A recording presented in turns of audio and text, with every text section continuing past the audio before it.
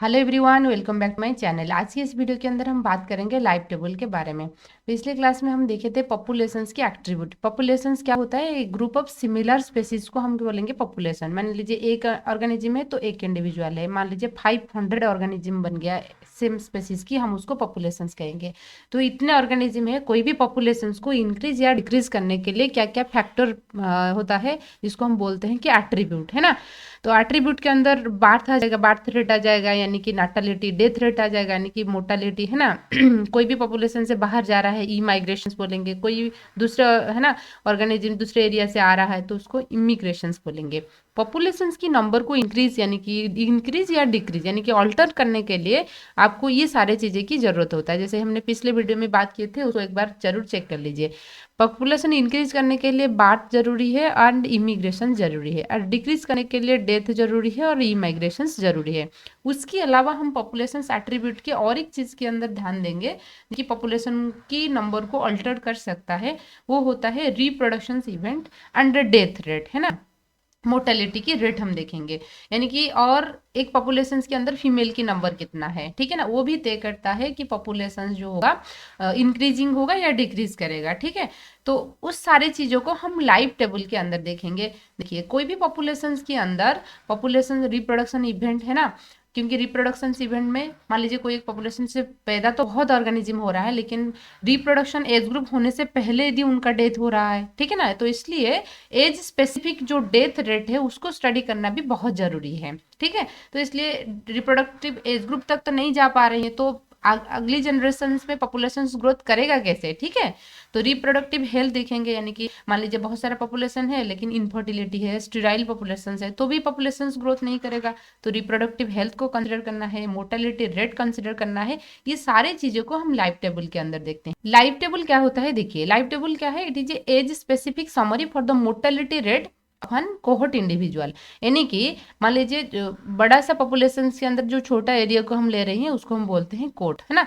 अच्छा, तो एक ऑर्गेनिजम्स, है ना, एक ऑर्गेनिजम्स हो गया, जब उन्होंने पैदा हुए थे उनकी कितने नंबर ऑफ ऑर्गेनिजम्स पैदा हुए थे हर साल। मान लीजिए एक ऑर्गेनिज्म है जिनका लाइफ स्पैन होता है 5 साल, है ना, 5 साल लाइफ स्पैन होता है। लाइफ स्पैन क्या है?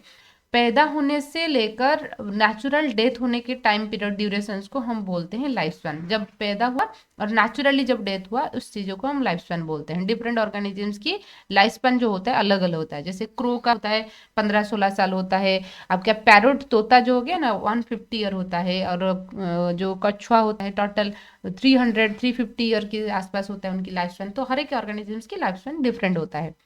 तो इस एग्जाम्पल के तौर पे हम एक ऐसा ऑर्गेनिज्म लेंगे जिसकी लाइफ स्पैन 5 साल है, ठीक है। अच्छा, मान लीजिए 2005 में उनका पैदा हुए थे वो लोग। एक्स जो कलम है ये रिप्रेजेंट कर रहा है एज। हम जिस साल पैदा हुए थे उसको 0 ईयर मान के चलेंगे। उसके अगले साल यानी कि 2006 में उसको एक्स साल हो जाएगा, 7 में 2 साल हो जाएगा, 8 में 3 साल हो जाएगा, 9 में 4 साल और 10 में 5 साल। एन क्या होता है? जब पैदा हुए थे कितने थे? 1000 थे। 1 साल के बाद अभी कितना जिंदा है? ऐसा नहीं कि सारे जिंदा रहेंगे, क्यों, बहुत सारे फैक्टर काम करता है। जैसे कोई प्रेडेटर उसको खा लेंगे, या कोई डेथ हो गया, नेचुरल डिजीज हो गया, डेथ हो जाएगा, है ना, या कोई नेचुरल हाजर्ड हो गया तो भी डेथ होने की भी चांसेस है। डेथ होने की बहुत सारे प्रोबेबिलिटी है, ऐसा नहीं कि जितना पैदा हुए सभी जिंदा रहेंगे, ठीक है। तो 1 साल के बाद देख रहे हैं कि सिर्फ 500 ऑर्गेनिजम्स उस पॉपुलेशन में जिंदा है, ठीक है। तो इसका मतलब है कि डेथ कितना हो गया? डी मेंशन करता है डेथ को, डी, है ना। 500 का डेथ हो गया, 500 जिंदा रहे। फिर 1 साल से 2 साल के बीच में 2 साल होते हुए देख रहा है कि 292 के फिर डेथ हो गया, 300 जिंदा रहे। फिर 300 के थे, है ना, उसमें हो के डेथ हो गया और 100 बच गए। तो इस तरीके से ये होता है।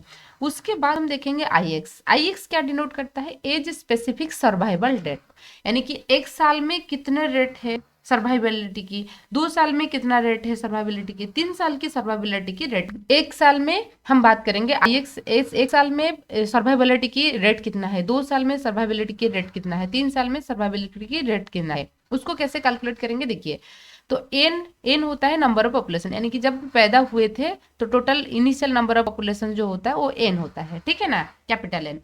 तो अब देखेंगे सर्वाइबिलिटी की हम रेट कैलकुलेट कर रहे हैं, तो 1000 थे, 1000 बाई 1000 1 हो जाएगा।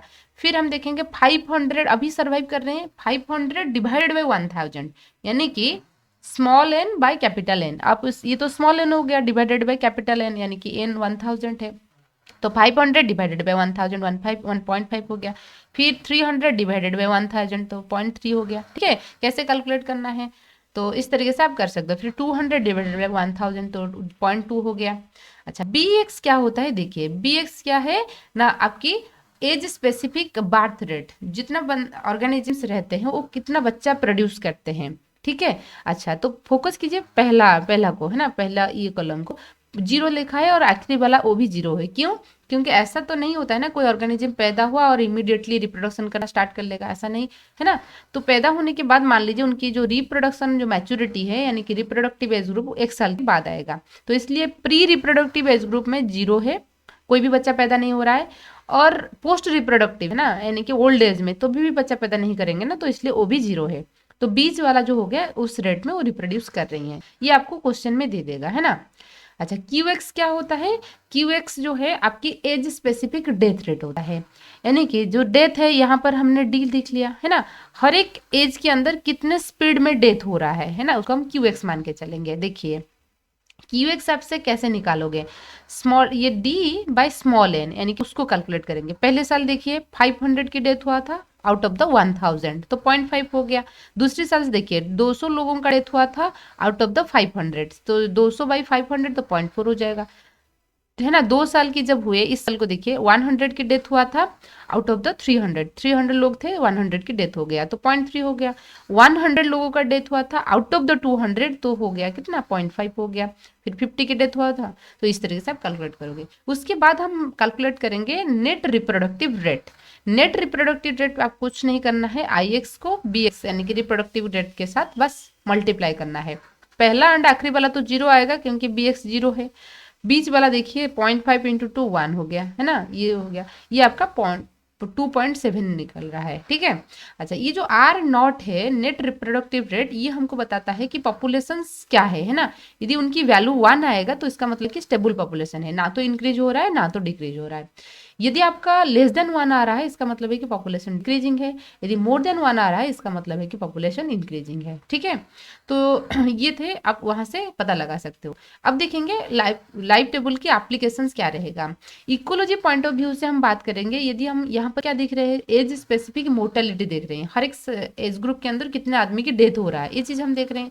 तो उसमें हमको ये फ्यूचर प्रेडिक्ट हम कर सकते हैं कि स्पेसिस मान लीजिए ज्यादा मोर्टेलिटी रेट है, हम उसको कंजर्व करेंगे। एंडेंजर स्पेसीज को हम क्या करेंगे, प्रोटेक्ट करेंगे। Another use of life table conservation effort, है ना।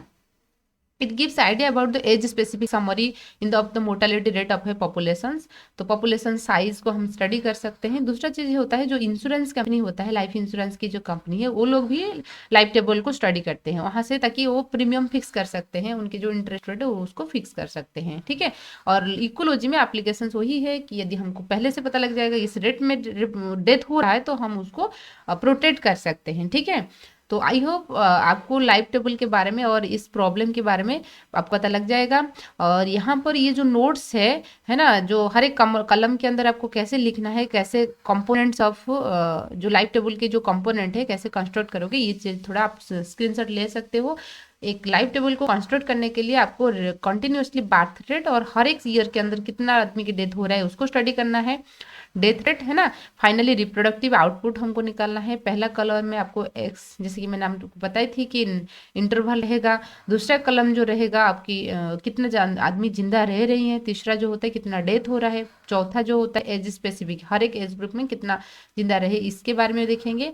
और बी एक्स देखिए एज स्पेसिफिक सर्वाइवल रेट हो गया, है ना। Q X age specific death rate, and ये होता है आपका net reproductive death rate. I hope आज की वीडियो आपको पसंद आ रहा होगा। वीडियो पसंद आए तो लाइक कीजिए, सब्सक्राइब कीजिए, आपकी दोस्तों के साथ भी शेयर कीजिए। Thank you.